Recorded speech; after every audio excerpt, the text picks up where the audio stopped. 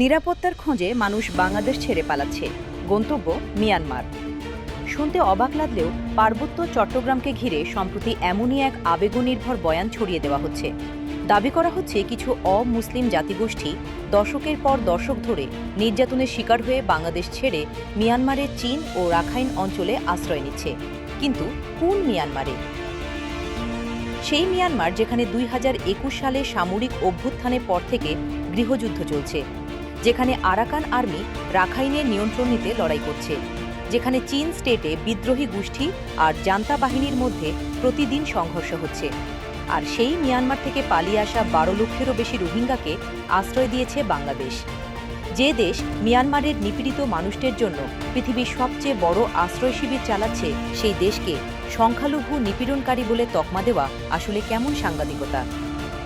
সীমান্ত সমস্যা প্রকৃতপক্ষে বাংলাদেশের একার নয়। কুকি চীন মিলিশিয়া ভারতের মিজোরাম ও মণিপুর এবং মিয়ানমারের চীন স্টেটেও সক্রিয়।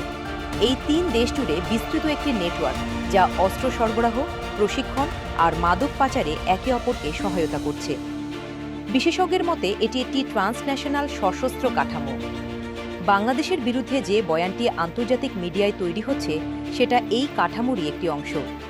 যেখানে প্রতিবেশী দেশগুলোতে সংখ্যালঘু নির্যাতনের ঘটনা নিয়মিত বিশ্বমাধ্যমে শিরোনাম হয়, সেখানে সম্প্রীতির বাংলাদেশকে নিয়ে আন্তর্জাতিক মিডিয়ার অপপ্রচার নিছক হলুদ সাংবাদিকতারই বহিঃপ্রকাশ।